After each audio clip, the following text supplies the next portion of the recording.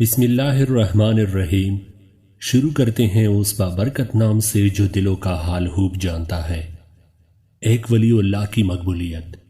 محترم سامعین، بصرہ کا ایک سردار ہمیشہ اداس اور غمگین رہتا تھا۔ کسی نے اس سے دریافت کیا کہ آخر اس پریشانی کا سبب کیا ہے۔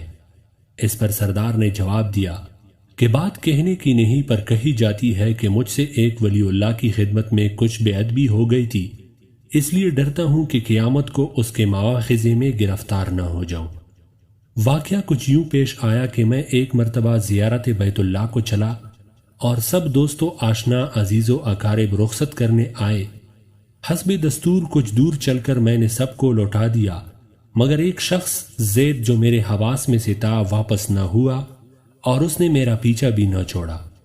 مجبور ہو کر میں نے اس کو جھڑک دیا کہ بیت اللہ کا جانا بھی کوئی آسان سمجھا ہے جو پیادہ پا چلنے کو تیار ہو گیا، میرے ساتھ نہ آ اور جس راہ سے تیرا جی چاہے چلا جا۔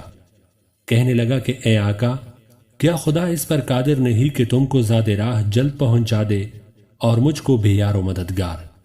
یہ کہہ کر اس نے اپنی راہ لی اور میں اپنے راستے سے چلتا بنا۔ راستے بھر کہیں وہ مجھے نظر نہ آیا، واللہ عالم کہ وہ کہاں پوشیدہ ہو گیا۔ جب خدا کے فضل سے مناسک حج سے فارغ ہو کر میں مدینہ طیبہ کو چلا تو کیا دیکھتا ہوں کہ زید آ گیا اور السلام علیکم کہہ کر میرے پاس بیٹھ گیا۔ میں نے خیرت سے پوچھا کہ حج کر آیا؟ کہا کہ ہاں۔ پھر میں نے زرکن کہا کہ حج کی سند بھی ملی؟ تو کہنے لگا کہ کیسی سند، وہ کس کام آتی ہے؟ میں نے کہا کہ حج کرنے والے کو بیت اللہ میں غیب سے چٹھی ملتی ہے جس میں لکھا ہوتا ہے کہ فلاں ابن فلاں حج کو آیا تھا اور اس کا حج قبول ہو گیا، اور پھر اسی سند کے ذریعے قبر اور حشر کے عذاب سے نجات بھی ہوتی ہے۔ یہ سن کر زید روتا چلاتا بیت اللہ کو واپس چلا گیا۔ جب میں حضور اقدس صلی اللہ علیہ وآلہ وسلم کی زیارت سے فارغ ہو کر لوٹا تو کیا دیکھتا ہوں کہ زید پھر آ گیا اور السلام علیکم کے بعد ایک چٹھی میرے سامنے رکھ دی جو ایک نہایت عمدہ ریشمی کپڑے میں سبز خط سے زید کے عذاب قبر اور حشر سے نجات کے لیے لکھی تھی۔ یہ دیکھ کر میرے ہوش اڑ گئے۔ پھر ذرا سکون ہونے پر میں نے معلوم کیا کہ اے زید، اب بتا کہ تو اس کی حقیقت کیا ہے، آخر یہ دولت بے مثال تجھ کو کس طرح میسر آئی؟ تب اس نے بتایا کہ سنو بھائی، جب میں بیت اللہ پہنچا تو کعبۃ اللہ حاجیوں سے بالکل خالی تھا۔ اس وقت میں نے گڑ گڑا کر زار و قطار رونا اور چلانا شروع کیا کہ اے مالک دو جہاں، کیا غریب گناہگاروں کا حج بھی قابل قبول نہیں جو مجھ کو حج کی سند نہیں ملی؟ کیا غریبوں کا کعبہ اور صاحب کعبہ اور ہے جو وہاں جا کر سند لاؤں؟ مجھ کو قسم ہے تیرے عزت و جلال کی کہ جب تک یہ چٹھی نہ پاؤں گا کعبے سے باہر نہیں جاؤں گا اور روتے روتے یہیں مر جاؤں گا۔ اچانک غیب سے آواز آئی کہ اے زید، نجات کی چٹھی لے اور جا اپنی راہ لے۔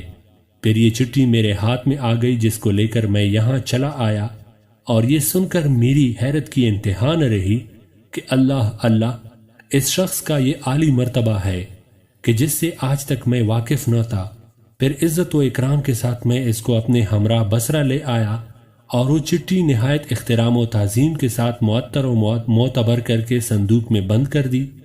جب کبھی جی چاہتا تو کمال ادب و احترام سے نکال کر اس کی زیارت کر لیتا، چومتا اور آنکھوں سے بھی لگاتا تھا اور پھر محفوظ کر دیتا۔ اتفاقاً میں کہیں سفر میں تھا کہ میرے پیچھے زید کا وصال ہو گیا۔ جب میں واپس آیا تو اس خبر سے میرے رنج و قلق کی انتہا نہ رہی کہ افسوس میں ایسے ولی کی تجہیز و تکفین میں بھی شریک نہ ہو سکا۔ پھر اچانک مجھ کو وہ چٹھی یاد آئی جو میرے بکس میں محفوظ تھی۔ اب تو میں اور بھی بےتاب ہو گیا اور اپنے اوپر افسوس کرنے لگا کہ سفر کو جاتے وقت میں نے وہ چٹھی زید کو کیوں نہ دی۔ پھر اپنا مہر شدہ صندوق منگا کر دیکھا جو اسی طرح بامہر بند تھا۔ جب میں نے کھولا تو اس میں چٹھی نہ پائی۔ اب تو میرے غم و عالم کا کچھ ٹھکانہ نہ رہا اور ایک حشر کا عالم برپا ہو گیا۔ زار و قطار رونے لگا اور روتے روتے سو گیا۔ کیا دیکھتا ہوں کہ طرح طرح کی بجھی ہوئی جنت میں زید سر پر ایک تاج رکھے ہوئے زرق برق لباس میں تخت جواہر پر جلوہ افروز ہیں اور اس کے چاروں طرف حوروں کے جمگٹے ہیں۔ میں نے قریب جا کر سلام کیا تو اس نے کہا کہ اے آقا، اس قدر پریشان کیوں ہو؟